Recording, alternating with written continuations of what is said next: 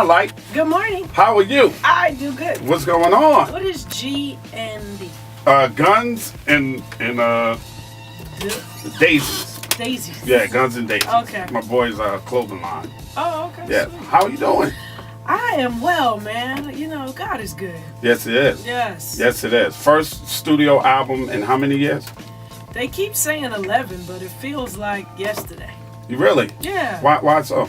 Well, because I put out free music all the time. It's never compiled into a full body of work that I can call an album. Mm-hmm. But I give away stuff on the internet. I have an app, MC Lyte. Right. That's free on Androids and iPhones, and I'll toss out songs all the time. Yeah, and I'm on your email list, so I get music from you Oh, all you the do? time. Yeah, Okay. I always get music from you, and I'm always in the loop of what you're doing, Okay. where you are, and where you're appearing, and what shows you're doing, and all that other stuff. But why now sit down and collectively do an entire You know album? what? We had I've built out a company, so to speak.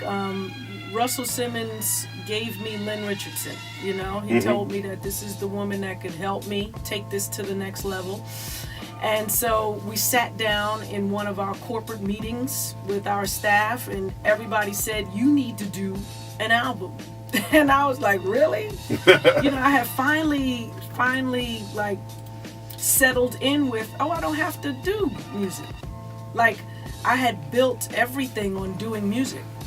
And I think I was in the Bahamas one time doing MJ's Invitational. Uh-huh. And somebody stopped me and said, "When do you have new music coming out?" And I just looked and said, "I don't."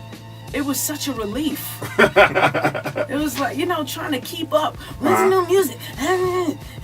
And, you know, you're trying to keep chasing that thing. So finally, I just was like, how about no? I'm going to do it when I feel like it, and I don't feel pressed or pressured to say that I am in the middle of working on music. Right. So that's where your mindset was. Yeah, I just So took a after break. everybody jumped on top of you and was like, "You need to do an album," what made you decide to finally go ahead and do it? Having something to say that was different from what I was hearing. And then these cats in Burbank, California, they come from everywhere, but that's where they are. And they're a group called Loudbox, and it's about 9 of them. They all sort of spawned from the church. They all play instruments, but they know hip hop.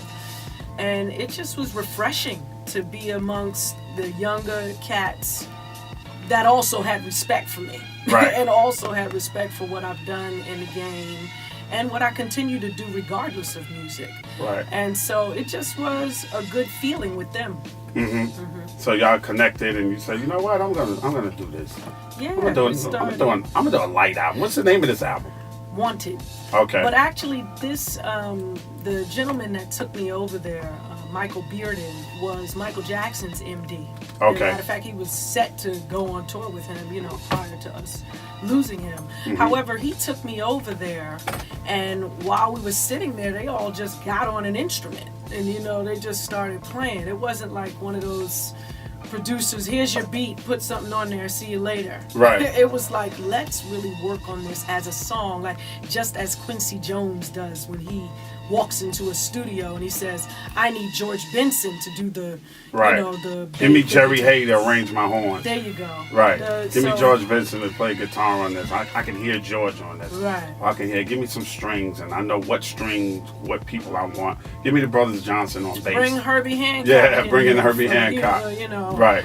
So it turned out to be one of those. It was approached in a totally different way from how I'm accustomed to approaching a hip hop record. Every time I talk about you, I always say that you are in my top 5 female MCs of all time.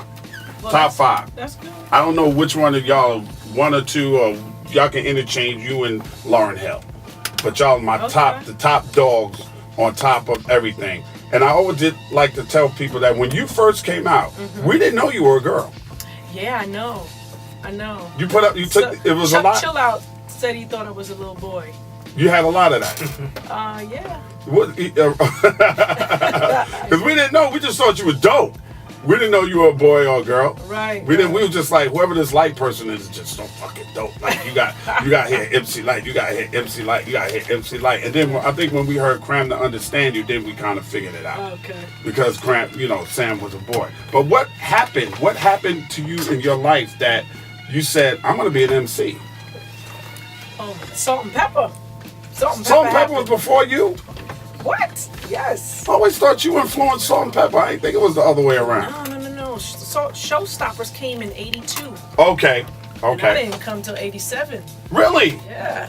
I was listening to Hot, Cool, and Vicious before I had an album out.